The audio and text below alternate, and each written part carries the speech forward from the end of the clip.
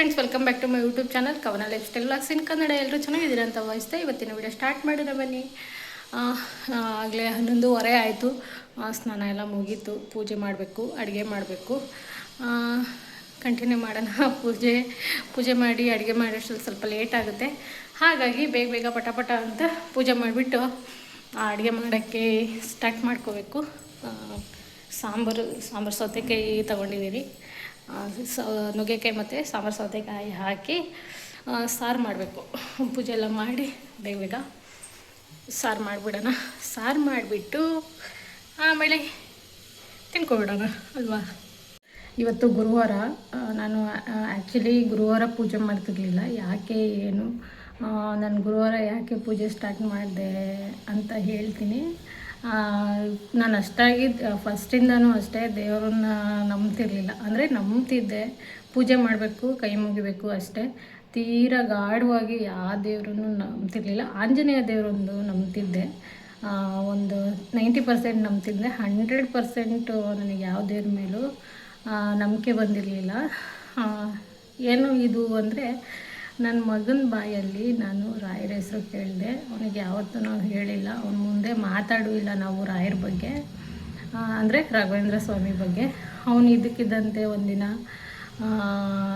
ಏನೇನೋ ಹೇಳಿದೆ. ನನ್ನ ಮನೆ ಶೇರ್ ಮಾಡ್ಕೊತೀನಿ. ನಮ್ಮ ಮನೆಯವರು ಇದಕ್ಕಿದ್ದಂತೆ ಅವರು ಕೆಲಸ ಮಾಡೋ ಜಾಗದಲ್ಲಿ ಯಾರೋ ಒಬ್ಬರು ಬಂದು ಅವರು ಏನೋ ಅಂದರೆ ಸಸ್ಪೆನ್ಸ್ ಆಗಿ, ಅಂದರೆ ಅದೊಂಥರ ನಿಗೂಢವಾಗಿ ಮಾತಾಡ್ದಂಗೆ ಅವರಿಗೂ ಏನೋ ಹೇಳಿದ್ದಾರೆ.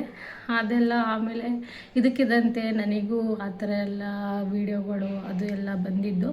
ಇದೆಲ್ಲ ಏನು ಎಂತ ಅಂತ ನಾನು ಹೇಳ್ತೀನಿ. ಕೆಲಸ ಮಾಡ್ತಾ ಎಲ್ಲ ಶೇರ್ ಮಾಡ್ಕೊಳ್ತೀನಿ. ಬನ್ನಿ. ಏನಕ್ಕೆ ನಾನು ರಾಘವೇಂದ್ರ ಸ್ವಾಮಿದು ಪೂಜೆ ಮಾಡ್ತಾಯಿದ್ದೀನಿ. ಇನ್ನೂ ಫೋಟೋ ತಂದಿಲ್ಲ.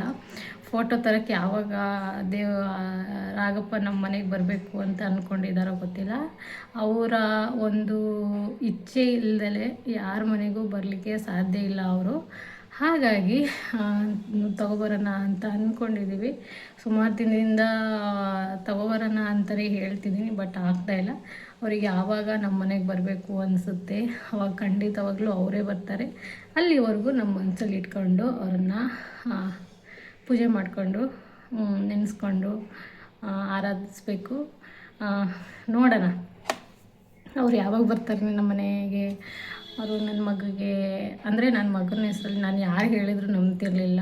ನಮ್ಮ ಮನೆಯವ್ರು ಹೇಳಿದಾಗ ನನಗೆ ಅಷ್ಟು ಇವ್ರು ಏನೋ ಹೇಳ್ತಿದ್ದಾರೆ ಅಂತ ಅನಿಸ್ತು. ಬಟ್ ನನ್ನ ಮಗನ ಬಾಯಲ್ಲಿ ಕೇಳಿದಾಗ ಅದು 100% ಕನ್ಫರ್ಮ್ ಆಯಿತು. ಮತ್ತು ಅದ್ರ ಬಗ್ಗೆನೂ ಸ್ವಲ್ಪ ಅವರು ಮಂತ್ರಾಕ್ಷತೆ, ಪರಿಮಳ ಪ್ರಸಾದ ಅವೆಲ್ಲ ಅಷ್ಟು ಸಾಮಾನ್ಯವಾಗಿ ಯಾರ ಮನೆಗೂ ಸಿಗಲ್ಲ. ಬಟ್ ನಮ್ಮ ಮನೆಗೆ 4-5 ಸರಿ ಬಂದಿದೆ. ಅದು ಯಾರ್ಯಾರ ರೂಪದಲ್ಲೋ ಬಂದಿದೆ, ನಮಗೆ ಗೊತ್ತಿಲ್ಲದಿರೋರು ಎಲ್ಲ ತೊಗೊಂಬಂದು ಕೊಟ್ಟಿದ್ದಾರೆ. ಅವರು ಇಚ್ಛೆ ಇಲ್ದಲೆ ಅವ್ರದ್ದು ಒಂದು ಇದು ಕೂಡ ಯಾರ ಮನೆಗೂ ಹೋಗೋಕ್ಕಾಗಲ್ಲಂತೆ. ಹಾಗಾಗಿ ಇದೆಲ್ಲ ಎಕ್ಸ್ಪೀರಿಯೆನ್ಸ್ ಆಗಿದ್ದು ನನಗೆ. ಬನ್ನಿ ಪೂಜೆ ಮಾಡಿ ಬೇಗ ಪೂಜೆ ಮಾಡಿ ಅಡುಗೆ ಮಾಡೋಕ್ಕೆ ಸ್ಟಾರ್ಟ್ ಮಾಡೋಣ. ಆಗಲೇ 11:30 11:45 ಆಗೋಕ್ಕೆ ಬಂತು. ಬನ್ನಿ ಸ್ಟಾರ್ಟ್ ಗೋ. ಪೂಜೆ ಎಲ್ಲ ಮುಗಿಸಿ ಸಾಂಬಾರು ಮಾಡೋಕ್ಕೆ ಮತ್ತು ಪಲ್ಯ ಬೇರೆ ಮಾಡಬೇಕಿತ್ತು. ಟೈಮ್ ಆಗುತ್ತೆ ಅಂತ ಬೇಗ ಪೂಜೆ ಮಾಡಿ ಆ ದೇವ್ರ ಮನೆಯದು ಒಂದು 30 ಸೆಕೆಂಡ್ ಕ್ಲಿಪ್ಪಿಂಗ್ಸ್ ತೊಗೊಂಡಿದ್ದೆ. ಬಟ್ ಅದು ರೆಕಾರ್ಡ್ ಆಗಿಲ್ಲ, ಮಿಸ್ ಆಗಿ ಅದು ರೆಕಾರ್ಡ್ ಅಂದರೆ ವೀಡಿಯೋಗೆ ಇದು ಪ್ಲೇನೇ ಕೊಟ್ಟಿಲ್ಲ ನಾನು. ಅಷ್ಟು ಇವಾಗಲೇ ನಮಗೆ ಬರೀ ಈ ವಯಸ್ಸಿಗೆ ಮರುನ್ ಶಕ್ತಿ. ಅವಾಗಿನೆಲ್ಲ ನಮ್ಮ ಅಜ್ಜಿರೆಲ್ಲ ಪಾಪ ಅವರಿಗೆ 60, 70, 80 ವರ್ಷ ಆದ್ರೂ ಅವರಿಗೆ ಎಷ್ಟೆಲ್ಲ ನೆನಪಿನ ಶಕ್ತಿ ಇರುತ್ತೆ, ನಮಗಿಂತ ಎನರ್ಜೆಟಿಕ್ ಆಗಿರ್ತಾರೆ. ಇವಾಗಿಂದು ಕಾಲನೇ ಹಂಗಾಗ್ಬಿಟ್ಟಿದೆ, ಏನೂ ಮಾಡೋಕ್ಕಾಗಲ್ಲ. ನಾನು ಅಡುಗೆ ಎಲ್ಲ ಇವಾಗ ಇದರಲ್ಲೂ ಮಿಸ್ಟೇಕ್ ಮಾಡ್ಕೊಂಡಿದ್ದೀನಿ ನೋಡಿ. ನಾನು ನಾರ್ಮಲ್ ತರಕಾರಿ ಸಾಂಬಾರಿಗೆ ಏನೇನು ಹಾಕ್ತೀನಿ ಅನ್ನೋದು ರೆಕಾರ್ಡ್ ಮಾಡೋಣ, ಅಂದರೆ ನಿಮಗೆ ತೋರ್ಸೋಣ ಅಂತ ರೆಕಾರ್ಡ್ ಮಾಡಿದೆ. ಬಟ್ ಅದು ಪ್ಲೇ ಕೊಟ್ಟಿಲ್ಲ. ಯಾಕಂದರೆ ನನ್ನ ಫೋನಲ್ಲಿ ಸ್ಟೋರೇಜ್ ಜಾಸ್ತಿ ಆಗಿತ್ತು ಅಂತ ಪದೇ ಅದು ಸ್ಟೋರೇಜ್ ಫುಲ್ ಅಂತ ಬರ್ತಾಯಿತ್ತು. ಆ ಟೆನ್ಷನಲ್ಲಿ ವಿಡಿಯೋ ಆಗುತ್ತೋ ಇಲ್ಲೋ ಅಂತ ಇದರಲ್ಲಿ ನಾನು ಪ್ಲೇನೇ ಕೊಟ್ಟಿಲ್ಲ. ಒಂದು ಎಷ್ಟಾಗಿದೆಯೋ ಅಷ್ಟು ಕ್ಲಿಪ್ಸನ್ನು ಹಾಕಿದ್ದೀನಿ. ಈಗ ವಿಷಯಕ್ಕೆ ಬರೋಣ. ಏನು ರಾಘವೇಂದ್ರ ಸ್ವಾಮಿ ಬಗ್ಗೆ ನಾನು ಗುರುವಾರ ಪೂಜೆ ಮಾಡಲಿಕ್ಕೆ ಏನು ರೀಸನ್ನು ಹೇಳ್ತೀನಿ ಅಂತ ಹೇಳಿದ್ನಲ್ವ, ಅದು ಹೇಳ್ತೀನಿ ಬನ್ನಿ. ನಿಮ್ಮ ಜೊತೆ ಶೇರ್ ಮಾಡ್ಕೊಳ್ಳೋಣ ಅಂತ ಶೇರ್ ಮಾಡ್ಕೊಳ್ತಾ ಇದ್ದೀನಿ.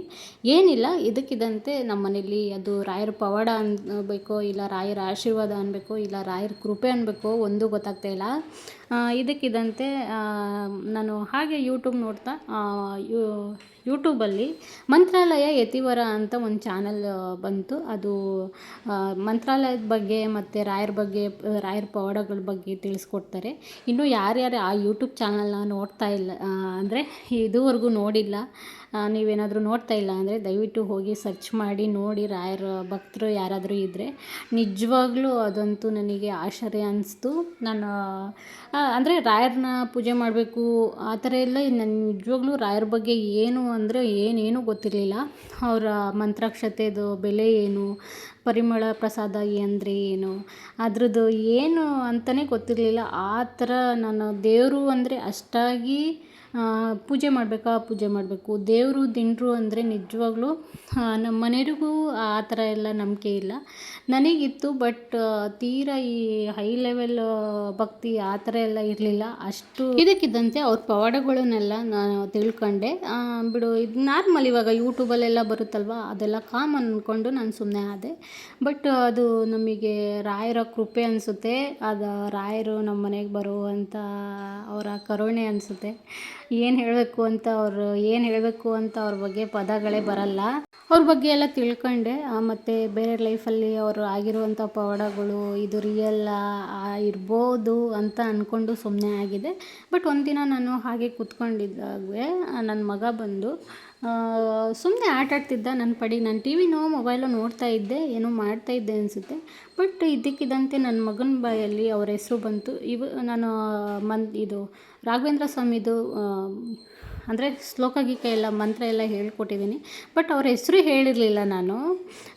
ಇದು ಮಾತ್ರ ಹೇಳ್ಕೊಟ್ಟಿದ್ದೆ, ಪೂಜೆ ರಾಘವೇಂದ್ರಾಯ, ಅದನ್ನು ಮಾತ್ರ ಹೇಳ್ಕೊಟ್ಟಿದ್ದೆ. ಬಟ್ ಅವ್ರ ಹೆಸರು ಇವತ್ತಿನವರೆಗೂ ಅಂದರೆ ನಾನು ಅವನ ಬಾಯಲ್ಲಿ ಕೇಳಿದ್ನಲ್ವ, ಆವತ್ತಿನವರೆಗೂ ಅವ್ರ ಹೆಸರು ಹೇಳಿರಲಿಲ್ಲ. ನಮ್ಮ ಮನೆಯವರು ಕೂಡ ಅವ್ನ ಮುಂದೆ ನಾವೇನೂ ಅದ್ರ ಬಗ್ಗೆ ಮಾತಾಡಿಲ್ಲ. ಅದಕ್ಕೆ ನನ್ನ ಮಗ ಬಂದುಬಿಟ್ಟು, ಅಮ್ಮ ರಾಘವೇಂದ್ರ ಸ್ವಾಮಿ ನೋಡ್ಕೊಳ್ತಾರಂತೆ. ಹಂಗಂದ್ರೆ ಏನು ಅಂದೆ. ಯಾರು ಹೇಳ್ಕೊಟ್ಟಿದ್ದು ನಿನಗೆ, ಪಪ್ಪ ಹೇಳ್ಕೊಟ್ರಾ ಅಂತ ಕೇಳಿದೆ.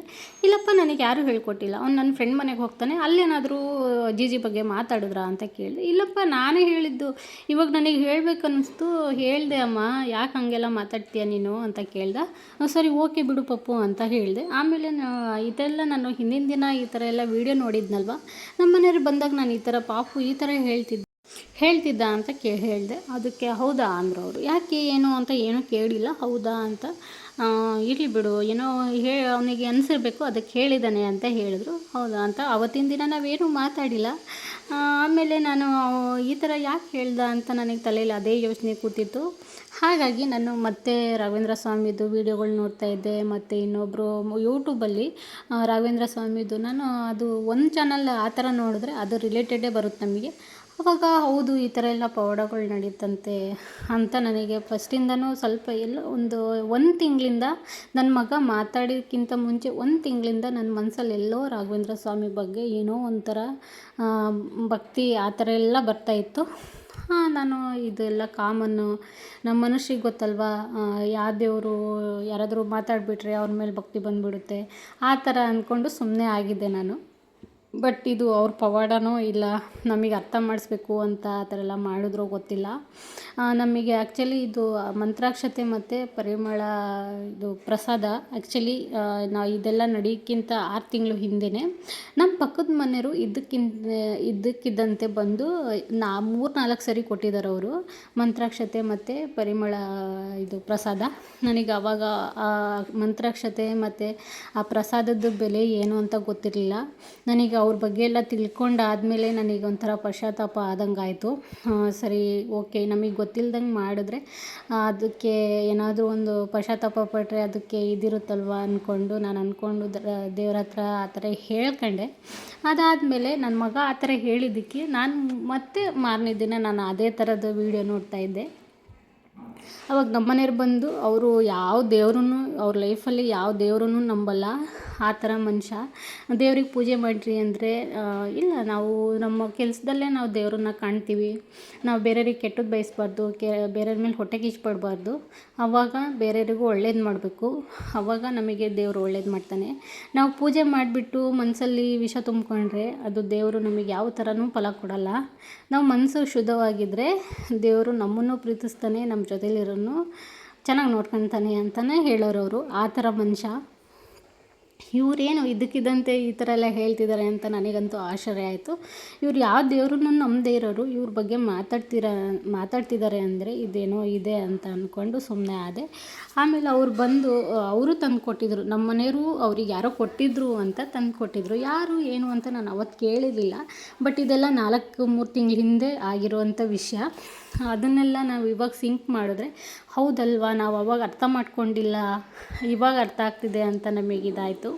ಹಾಗಾಗಿ ನಮ್ಮನೆಯವ್ರು ಬಂದು ಅವ್ರು ಹೇಳಿದ್ರು, ಈ ಥರ ನನಗೆ ನಾನು ಕೆಲಸ ಮಾಡ್ತಿರೋ ಜಾಗದಲ್ಲಿ ಬಂದು ಮಂತ್ರಾಕ್ಷತೆ ಮತ್ತು ಪರಿಮಳ ಪ್ರಸಾದನ ಕೊಟ್ಟು ಹೋದರು. ಯಾಕೆ ಏನು ಅಂತ ಕೇಳಿಲ್ಲ. ಈಗ ನಾರ್ಮಲ್ಲು ಡ್ಯೂಟಿ ಅಂದರೆ ಕೆಲ್ಸಕ್ಕೆ ಶಾಪಿಗೆ ಬಂದಾಗ ಯಾರಾದರೂ ಕಸ್ಟಮರ್ ತಂದು ಕೊಡ್ತಾರಲ್ವ, ಅದೇ ಥರ ಅಂದ್ಕೊಂಡಿದ್ದೆ. ಬಟ್ ಇವಾಗ ಅರ್ಥ ಆಗ್ತಿದೆ ನನಗೆ. ಅವ್ರು ಮಾತಾಡಿದ್ದು ನನಗೆ ಅಷ್ಟು ನಾನು ಆ ಟೆನ್ಷನಲ್ಲಿ ಅಂದರೆ ಕಸ್ಟಮರ್ ಇದ್ದರು ಇದರಲ್ಲಿ ನನಗೆ ಅಷ್ಟು ಅರ್ಥ ಆಗಿಲ್ಲ.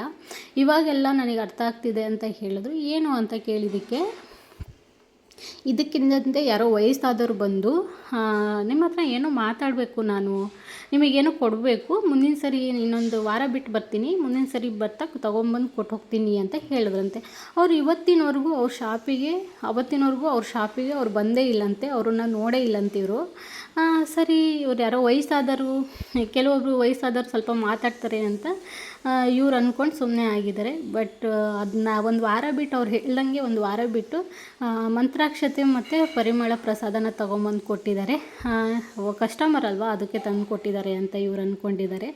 ಬಟ್ ಅವರು ಪ್ರಸಾದ ತಂದು ಕೊಡೋಕ್ಕಿಂತ ಮುಂಚೆನೂ ಬಂದಿಲ್ಲಂತೆ ಅವರ ಶಾಪಿಗೆ, ಇವ್ರು ನೋಡೇ ಇಲ್ಲಂತೆ. ಆಮೇಲೆ ಪ್ರಸಾದ ತಂದು ಕೊಟ್ಟಾದ್ಮೇಲೂ ಬಂದಿಲ್ಲಂತೆ, ಇವತ್ತಿನವರೆಗೂ ಬಂದಿಲ್ಲ ಅವರು.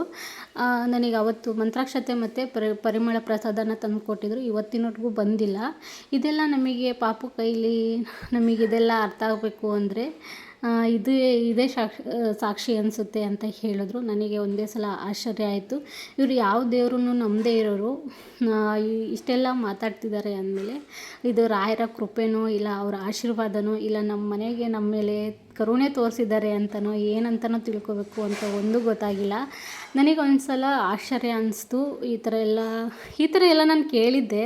ಈ ಮಂತ್ರಾಲಯ ಯತಿವರ ಯೂಟ್ಯೂಬ್ ಚಾನಲ್ ಅಂತ ಒಂದು ಯೂಟ್ಯೂಬಲ್ಲಿ ಚಾನಲ್ ಇದೆ. ಯಾರೆಲ್ಲ ನೋಡಿಲ್ಲ ಆ ಚಾನಲಲ್ಲಿ ರಾಯರ ಬಗ್ಗೆ ಪವಾಡಗಳು ಮತ್ತು ಅವ್ರು ಏನೇನು ಮಾಡಿದರು ಅಂತ ಎಲ್ಲ ಹೇಳಿದ್ದಾರೆ ಅವರು. ಅದನ್ನೆಲ್ಲ ನೋಡಿದಾಗ ನನಗಿದು ಒಂಥರ ಪವಾಡನೇ ಅನಿಸ್ಬಿಡ್ತು. ನಮ್ಮ ಲೈಫಲ್ಲಿ ಇದು ಪವಾಡನೇ ಅಂತ ಅನ್ನಿಸ್ತು. ಇದನ್ನು ಹೇಳಿದ್ರೆ ಯಾರೂ ನಂಬಲ್ಲ ಅಂತ ನಾನು ಯಾರ ಹತ್ರನೂ ಹೇಳ್ಕೊಂಡಿರಲಿಲ್ಲ. ಬಟ್ ನಾನು ಇತ್ತೀಚೆಗೆ ರಾಯರ ಬಗ್ಗೆ ತಿಳ್ಕೊಂಡಿರೋದ್ರಿಂದ ನನಗೆ ಆಗಿದ್ದಂಥ ಅನುಭವನ ನಿಮ್ಮ ಜೊತೆ ಶೇರ್ ಮಾಡ್ಕೊಂಡಿದ್ದೀನಿ. ಇದೇ ರೀಸನಿಗೋಸ್ಕರ ನಾನು ಗುರುವಾರ ಪೂಜೆ ಮಾಡಬೇಕು, ನಾನ್ ವೆಜ್ ತಿನ್ನೋದು ಬಿಡಬೇಕು ಅಂತ ಡಿಸೈಡ್ ಮಾಡಿದ್ವಿ. ನಮ್ಮ ಮನೆಯವರು ಅವ್ರ ಲೈಫಲ್ಲಿ ಯಾವತ್ತೂ ಯಾವ ದೇವ್ರ ಬಗ್ಗೆನೂ ಅಷ್ಟು ನಂಬಿರಲಿಲ್ಲ. ಅಷ್ಟು ನಂಬಿಕೆ ಬಂದಿದೆ ಅಂದಮೇಲೆ ಇದು ರಾಯರ ಕೃಪೆನೇ ಅನಿಸುತ್ತೆ, ಅವರ ಆಶೀರ್ವಾದ ಅನಿಸುತ್ತೆ ಅಂತ ನಾವಿಬ್ಬರು ಮಾತಾಡಿಕೊಂಡು ಅವರ ಪೂಜೆ ಮಾಡೋಣ ಅಂತ ಇಬ್ಬರೂ ಅಂದರೆ ನಾನು ನಮ್ಮ ಮನೆಯವರು ಕೂಡ ಡಿಸೈಡ್ ಮಾಡಿದ್ದೀವಿ. ಇದೇ ನಮ್ಮ ಲೈಫಲ್ಲಿ ಅವ್ರು ಕೊಟ್ಟಂತಹ ಪವಾಡ ಮತ್ತು ಅವರು ನಮಗೆ ಫಸ್ಟಿಗೆ ನಮ್ಮ ಮನೆಗೆ ಬರಬೇಕು ಅಂತ ಸೂಚನೆ ಕೊಟ್ಟರು. ಆದರೆ ನಾವು ದೊಡ್ಡ ಶಿಖಾಮಣಿಗಳು, ನಮಗೆ ಅರ್ಥ ಆಗಿಲ್ಲ ಅವ್ರ ಬಗ್ಗೆ. ಹಾಗಾಗಿ ನನ್ನ ಮಗನ ಬಾಯಲ್ಲೇ ಅವ್ರ ಹೆಸರನ್ನ ತಂದು ಇದೆಲ್ಲ ಸುಮ್ಮನೆ ಯಾರ ಲೈಫಲ್ಲೂ ಈ ಥರ ಎಲ್ಲ ನಡೆಯಲ್ಲ. ಅವರ ಆಶೀರ್ವಾದ ಅವ್ರ ಕೃಪೆ ಇಲ್ಲ, ಅವ್ರ ಬಗ್ಗೆ ಮಾತಾಡೋಕ್ಕಾಗಲ್ಲ. ಇಷ್ಟ ಆಗಿತ್ತು ನೋಡಿ ನಮ್ಮ ಲೈಫಲ್ಲಿ ನಡೆದಂಥ ರಾಯರ ಪವಾಡನ ನಿಮ್ಮ ಜೊತೆ ಶೇರ್ ಮಾಡ್ಕೊಂಡಿದ್ದೀನಿ. ಇಷ್ಟ ಆಗಿತ್ತು ಇವತ್ತಿನ ನನ್ನ ವಿಡಿಯೋ. ನಿಮಗೇನಾದರೂ ಈ ವಿಡಿಯೋ ಇಷ್ಟ ಆದರೆ ಪ್ಲೀಸ್ ಇನ್ನು ಯಾರ್ಯಾರು ನನ್ನ ಯೂಟ್ಯೂಬ್ ಚಾನಲ್ನ ಸಬ್ಸ್ಕ್ರೈಬ್ ಆಗಿ ನೋಡ್ತಿದ್ದೀರಾ, ದಯವಿಟ್ಟು ನನ್ನ ಯೂಟ್ಯೂಬ್ ಚಾನಲ್ನ ಸಬ್ಸ್ಕ್ರೈಬ್ ಆಗಿ, ಲೈಕ್ ಮಾಡಿ, ಶೇರ್ ಮಾಡಿ, ಕಮೆಂಟ್ ಮಾಡಿ ಅಂತ ಹೇಳ್ತಾ ಈ ವಿಡಿಯೋ ಇಲ್ಲಿಗೆ ಏನು ಮಾಡ್ತಾಯಿದ್ದೀನಿ.